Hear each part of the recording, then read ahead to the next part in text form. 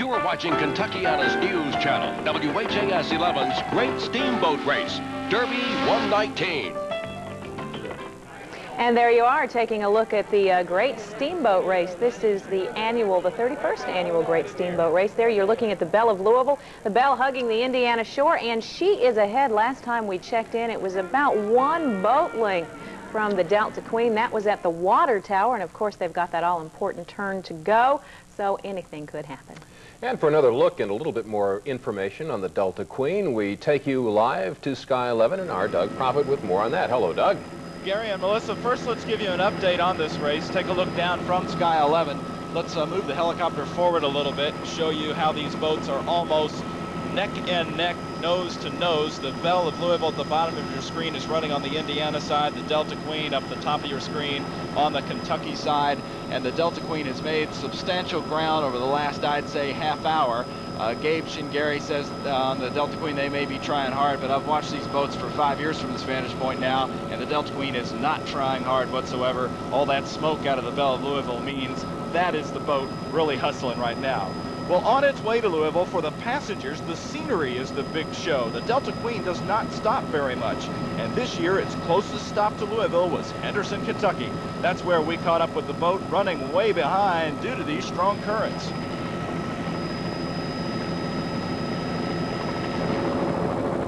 It took a helicopter just to catch up with the Delta Queen. So much of her journey is rural, we landed on farmland, and the Queen let us know she was heading to Louisville. A small river town like Henderson, Kentucky turns out big for a boat like this. Wide eyes everywhere.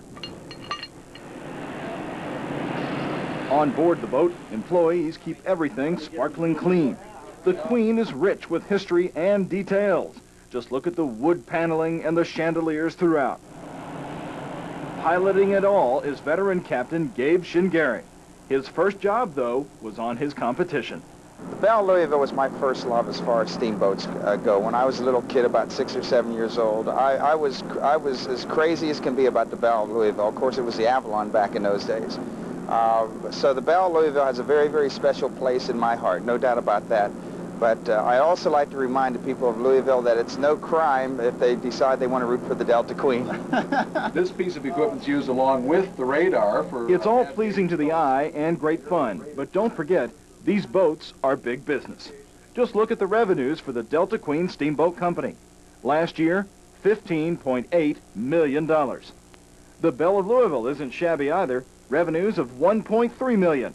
Not bad for a boat that was purchased for $34,000. Are all riverboats similar?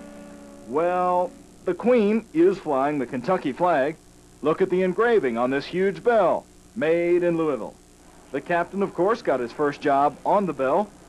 Those gilded antlers, they were made right in the River City. And on board the Queen right now for the race, there's Helen Prater, a good old Louisville girl. Oh, I have a hard time. You know, I don't really care which one wins. I shouldn't say that when I'm on here, but then I love both of the boats.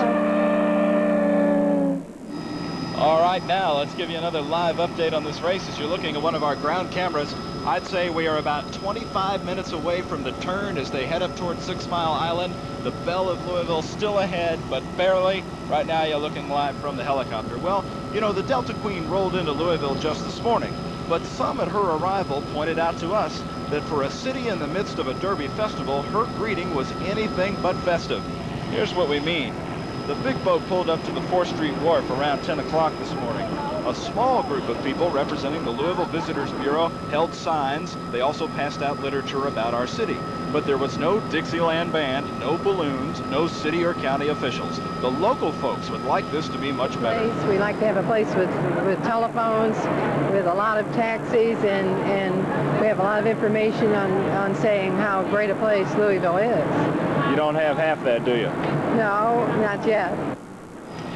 Well, at least they were trying. The Delta Queen, by the way, no longer stops at Evansville, Indiana, because of that city's continued lackluster greeting for the boat.